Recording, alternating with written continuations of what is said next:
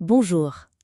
Bienvenue dans cette présentation sur l'entretien psychiatrique préparée par professeur Benarat de la faculté de médecine de l'université d'Oran 1, exerçant à l'EHS psychiatrique de Sidi Chami d'Oran en Algérie. On va survoler les points suivants. Définir l'entretien psychiatrique, ses objectifs et enfin les étapes de ce type d'entretien.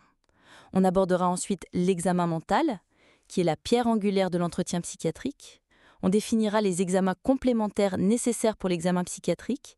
Au final, on parlerait de la décision de prise en charge qui en découle de ces examens. En premier, l'entretien psychiatrique. Ce type d'entretien se rapproche des différents entretiens médicaux, où il s'agit de faire un examen médical pour un objectif donné. En effet, l'entretien psychiatrique est un examen médical qui vise à évaluer l'état de santé mentale du sujet. Il s'agit d'un outil principal en psychiatrie. Il inclut l'évaluation de l'activité mentale et psychique de la personne, son état émotionnel et son état comportemental. Les objectifs de l'entretien psychiatrique sont multiples. En premier, il est important de poser un diagnostic positif. Aussi d'évaluer les causes, d'établir des investigations en rapport avec les signes recueillis, de penser à une stratégie thérapeutique, et pouvoir prédire un pronostic de départ en fonction de ce qui a été collecté comme information clinique et complémentaire. La première étape de l'entretien psychiatrique est de recueillir les identifiants du patient, notamment nom, prénom, âge, lieu de naissance, lieu d'habitat, groupe âge et autres. La situation matrimoniale, est-ce qu'il est célibataire, marié, divorcé ou veuf? Son niveau d'instruction, sans niveau d'instruction, est-ce qu'il a fait l'école coranique? Est-ce qu'il a un niveau primaire, moyen ou universitaire par exemple? Sa profession actuelle, sans profession, une profession libérale ou dans le domaine public. Enfin ses coordonnées, adresse, numéro de téléphone, mail, du patient et ou de son référent. On passe au motif de la consultation ou de l'hospitalisation du patient. Est-ce que c'est à sa demande, à la demande d'un tiers, à la demande d'une autorité administrative, le wali, ou dit dans certains pays le préfet, aussi la commission de la santé mentale de la wilaya, comme c'est régi par l'État algérien. L'autorité peut être judiciaire, comme le juge ou le procureur. Le motif peut être dans un but de soin ou d'expertise. Durant cette étape, le psychiatre peut tirer les motifs primaires de cet entretien, comme élaborer un diagnostic préliminaire qui oriente vers le diagnostic de la dépression par exemple, et reconnaître les motifs secondaires qui peuvent être les plaintes de départ chez le patient, qui masquent le diagnostic positif, comme par exemple le patient vient consulter pour la prise en charge d'une insomnie, qui reste un symptôme de la dépression, le diagnostic principal. Pour les antécédents personnels médicaux du patient, on cherche si le patient est pris en charge pour une maladie somatique donnée, telle que le diabète, où on doit avoir l'information sur son début, le traitement entrepris pour sa prise en charge, et ainsi de suite. Même procédure pour les antécédents chirurgicaux, date et type d'opération. On cherche dans les antécédents gynéco-obstétriques de la femme les éléments suivants: la ménarche, la ménopause, la nature de son cycle menstruel, s'il est régulier ou pas.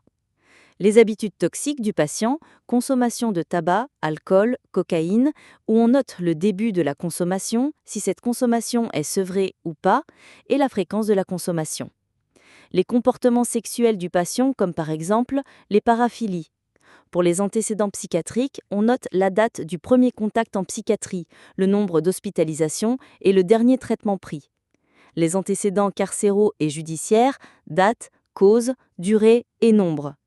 On peut noter aussi d'autres événements qui peuvent marquer ces antécédents, notamment le recours au traitement ou cure traditionnelle. Pour les antécédents familiaux, on note si les parents sont vivants ou pas et on collecte les informations sur leurs antécédents médicaux, chirurgicaux, toxiques, psychiatriques et autres. On note aussi le nombre de la fratrie et la demi-fratrie en filles et en garçons, tout en mentionnant le rang du patient dans cette fratrie. Aussi, on mentionne les antécédents médicaux, chirurgicaux, toxiques, psychiatriques chez cette fratrie. En dernier, on mentionne s'il existe des cas dans la famille connus et suivis en psychiatrie ou des similaires à notre patient dans cette même famille. La biographie du patient est très importante dans l'entretien psychiatrique, car dans cette étape, on collecte les informations les plus pertinentes qui concernent sa biographie et qui peuvent orienter directement ou indirectement vers l'analyse du profil psychologique et comportemental du patient. En effet, on collecte les données en rapport avec le déroulement de sa naissance et son développement psychomoteur, en rapport avec son parcours de scolarité, âge, niveau, type de parcours, en mentionnant aussi les types de professions et leur parcours, ses relations et ses interactions familiales et sociales, telles que le mariage, la relation amicale, la relation amoureuse. Autres, événements marquants, échecs, succès, dynamique familiale, traits de caractère, de personnalité. Pour les éléments de l'histoire de la maladie psychiatrique du patient, on retient la date et le type de début des troubles qui peut être progressif ou aigu, les signes et les symptômes de début comme par exemple les hallucinations, le délire, le nombre d'épisodes de rechute et leurs causes, par exemple le patient a fait 2 épisodes de rechute suite à l'arrêt du traitement, nombre de consultations et d'hospitalisations en milieu psychiatrique, type de traitement entrepris et l'évolution sous ce type de prise en charge, événements marquant les rechutes ou la maladie de façon globale. En dernier, on retient les éléments qui nous renseignent sur l'épisode actuel en mentionnant la date de cet épisode, la cause et les signes ou symptômes en rapport. Ensuite, on passe à l'examen mental.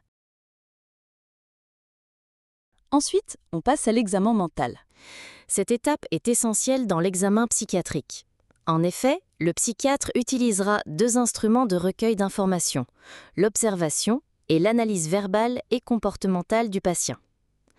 Les éléments d'observation concernent la taille, qui peut être mesurée, la corpulence, chétive, forte ou autre, la tenue corporelle et vestimentaire propre, négligée ou autre. On observe aussi le comportement du patient, où on note s'il est instable, agité. Ici, on note aussi les tics, les stéréotypies comportementales. Cette observation comprend aussi l'attitude du patient lors de l'entretien, qui peut être indifférent, agressif, séducteur, irritable ou au contraire, calme et coopérant. La mimique, qui peut être expressive, figée ou triste, par exemple. L'examen mental comprend l'analyse du langage, qui peut être lent, pauvre, rapide, spontané, fait de coprolalie, d'écholalie, de mutacisme, où on peut noter aussi un mutisme. L'analyse du discours et son contenu, qui peut être délirant, fait de propos en rapport avec l'hallucination, de fuite d'idées, de réponses à côté, de persévération idéique, de barrage et de fading. L'analyse de l'humeur et l'émotion, qui peut être émoussée, triste, joyeuse ou encore anxieuse, par exemple. L'analyse des fonctions instinctuelles qui concernent le sommeil, l'alimentation et la sexualité du patient. L'analyse de la cognition, notamment les éléments de la cognition comme l'attention, la concentration et la mémoire, aussi l'analyse de la métacognition et la cognition sociale du patient. Cette analyse peut être complétée par des échelles d'évaluation qui peuvent permettre une meilleure analyse de la neurocognition, de la cognition sociale et de la métacognition. L'analyse de l'insight qui peut être faite par une échelle d'évaluation aussi.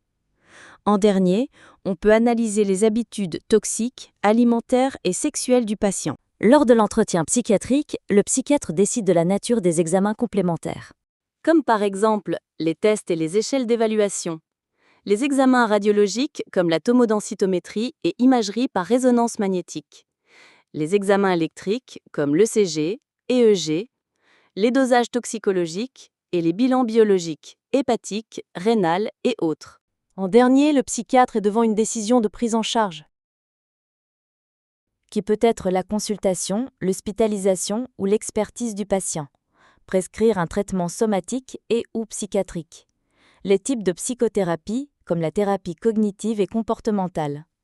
En dernier, mentionner les examens complémentaires proposés. Je vous remercie pour votre attention.